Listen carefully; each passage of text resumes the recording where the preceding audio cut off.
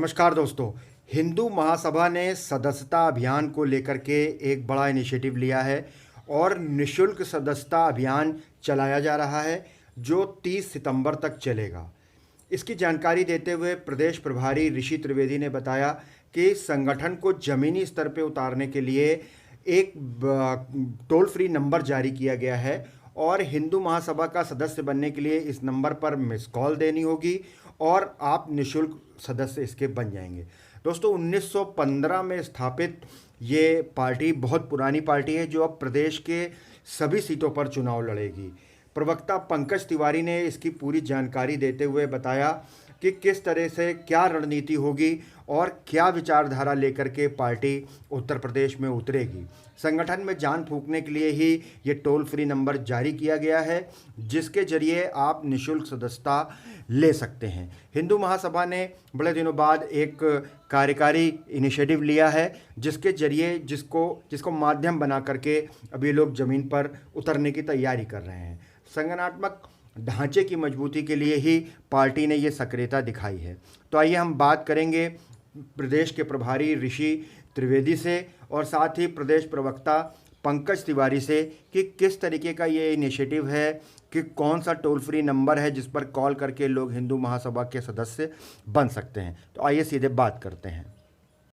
काफ़ी भीड़ भी लगती थी, काफ़ी लोग एकत्रित हो जाते थे और उतनी तादाद में हम सदस्य नहीं बना पाते थे।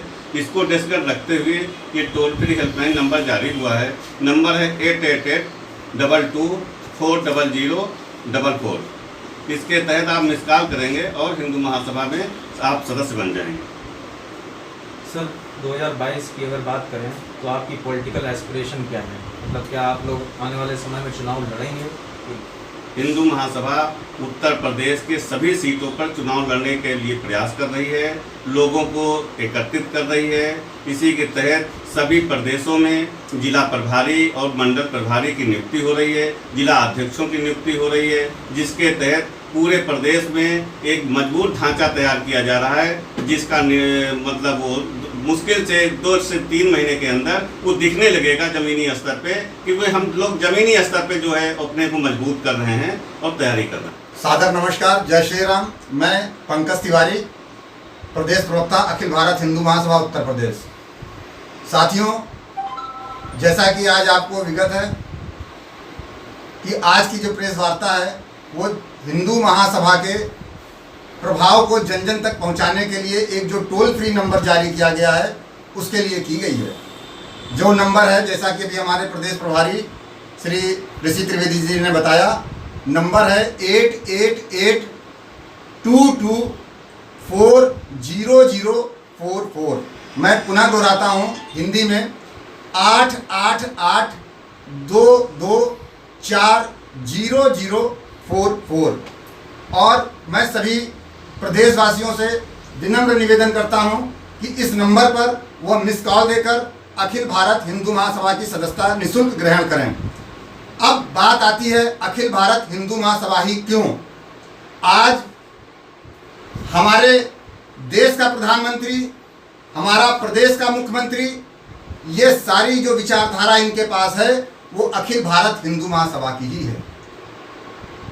जैसा कि हमारे प्रदेश प्रभारी श्री ऋषि त्रिवेदी जी ने बताया कि अखिल भारत हिंदू महासभा की स्थापना पंडित मदन मोहन मालवीय ने और उनके साथ कई और उस समय के वरिष्ठ लोगों ने 1915 में हरिद्वार में की थी। उसका एकमात्र उद्देश्य था अखंड भारत को मजबूत बनाना, विश्व शांति की स्थापना करना। अगर आप पिछले 500 साल का इतिहास देखिए, एकमात्र ऐसा देश, राष्ट्र जहां पर संपूर्ण विश्व के लोगों को आने का अवसर मिला, व्यापार करने का अवसर मिला और यहाँ फलने फूलने का अवसर मिला। परंतु अखिल भारत हिंदू महासभा को बनाने का अवसर भी इसीलिए आया क्योंकि जब बाहरी ताकतें, आक्रमणकारी ताकतें जब बाहर से आने लगी, चाहे वो अफगानिस्तान और काबुल के मुगल शासक रहे हों, चाहे वो अंग्रेज रहे हों, उन्होंने इस देश की भारतीय सभ्यता को और संस्कृति को नष्ट भ्रष्ट करने का काम शुरू कर दिया और हिंदू समाज को, संपूर्ण हिंदू समाज को विगत 700 सालों में विभिन्न जातियों में बांट दिया। हालात ये हो गए कि आज जो हमारे मुसलमान वर्ग के लोग हैं वो भी हमारे पूर्वज थे, के ही वंशज हैं, किसी और के नहीं हैं। लेकिन उस समय किसी कारणवश, स्वार्थवश, डर के वश या किसी भी वश उनको कन्वर्ट किया गया।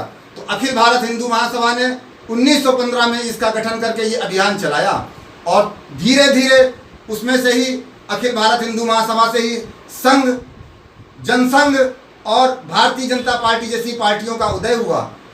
आज भी इनकी जो विचारधारा है वो हिंदू महासभा से प्रभावित होती हुई है।